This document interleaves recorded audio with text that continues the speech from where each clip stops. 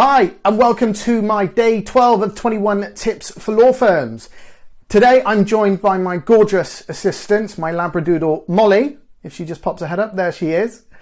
And today I'm going to talk to you about three wonderful letters. ROI, Return on Investment.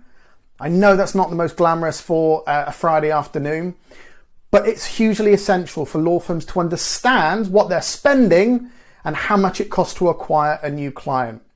And typically, whenever I have a conversation with a client around what they're spending and how many clients or inquiries they're getting as a result, the answers can be very vague or quite simply, they don't know. Now, my colleague David wrote a blog last year and he's posted it, so this is out there for you to read. But I'm just going to go through a couple of snippets for you. Essentially, this is a meeting with a client to understand how much it costs for them to bring on a new client. So it goes something like this. How much does it cost to acquire a new client? Client says, sorry, I don't understand the question. Me or David. And you take on new clients? Yes. You spend money on marketing? Yes. Okay. So how much does it cost to acquire a new client? No idea. And this dialogue basically goes on. Essentially what it works out to be is that the client is asked questions, general, simple questions. How much does it cost to acquire a new client? How are you tracking new inquiries that are coming through? Because if you don't know how many inquiries are coming through, or if you don't know how much it's costing to acquire a new client, how do you know how much to spend on marketing at all?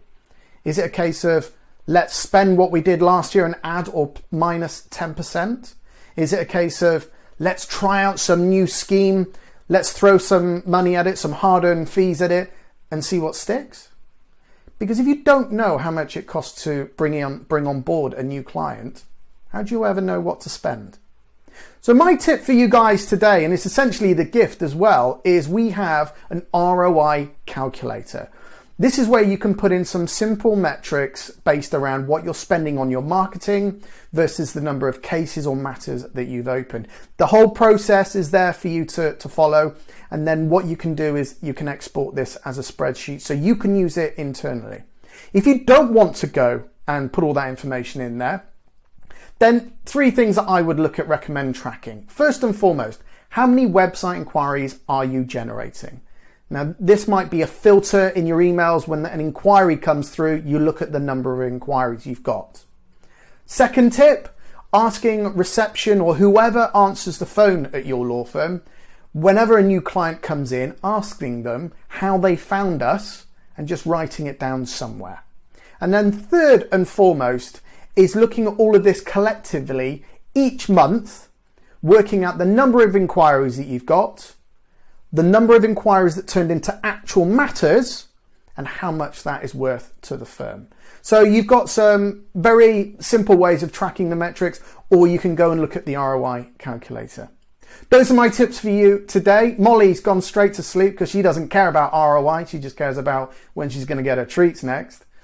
Tomorrow's tips, I'm going to be looking at websites and lead conversion. And on Sunday, we'll look at some form of element around SEO. There's a blog that my colleague Chris has posted about remote offices and SEO. So if you don't want to wait till Sunday, do check out the blog.